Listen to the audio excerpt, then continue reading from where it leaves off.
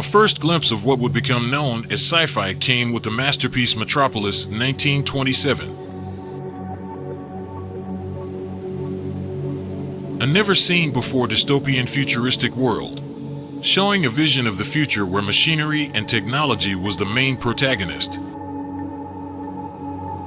Metropolis opened the doors for unlimited dreams and creativity to upcoming artists and visionaries like Stanley Kubrick, Steven Spielberg, Ridley Scott, John Carpenter, Christopher Nolan, just to mention a few.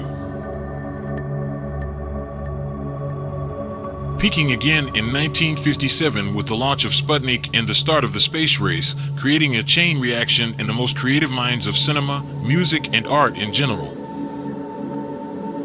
Musicians and bands like Tangerine Dream, Pink Floyd, started looking and experimenting with instruments that could create the futuristic sounds inspired in the events happening.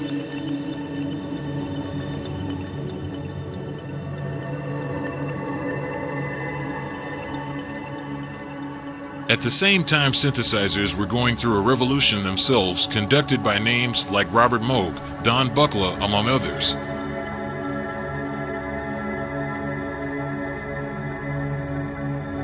Synthesizers have been a staple of science fiction soundtracks since the early days of the genre. The first electronic instrument in film was the theremin, which was used in the score of the classic extraterrestrial visitation film The Day the Earth Stood Still, 1951. The theremin's unique sound became a staple in otherworldly sounds.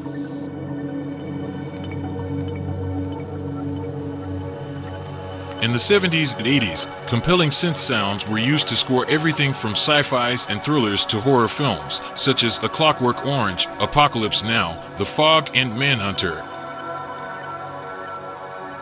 The use of synthesizers in sci-fi films has been a way to explore the sounds of the future. Synthesized sounds have gone on to define our understanding of certain technologies, a few of which have gone on to be realized. In the 1956 film Forbidden Planet, the score was the first soundtrack consisting entirely of electronic sounds. The use of synthesized sounds in sci-fi films has developed throughout the history of forward-looking film. Today, synthesizers are still used in sci-fi films to create unique and otherworldly sounds that help to transport the viewer to another world.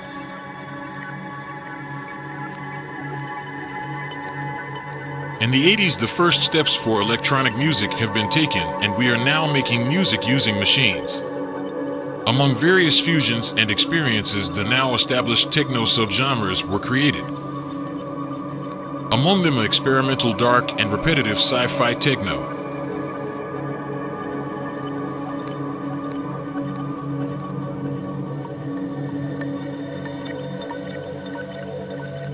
The pioneers of sci-fi techno have been instrumental in shaping the genre and its sound.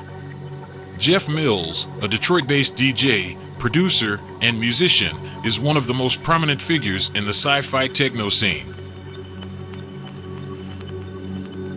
He is known for his futuristic and science fiction-inspired music, which has been a major influence on the genre. Mills founded the record label Axis Records in 1992, which has since become one of the most influential techno labels in the world.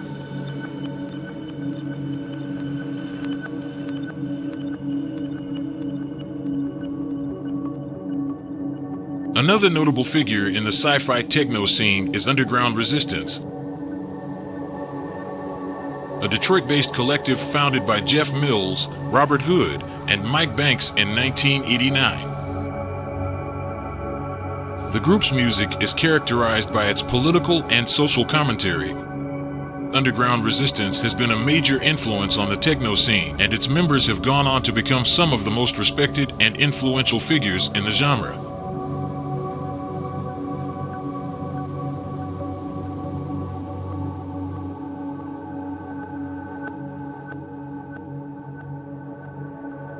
The music produced by these pioneers of sci-fi techno has been instrumental in shaping the sound of the genre. The influence of these pioneers can still be heard in the music of many contemporary techno artists like Hugo Roland, Error Channel, Linear System, among others, and their legacy continues to inspire new generations of musicians and fans alike.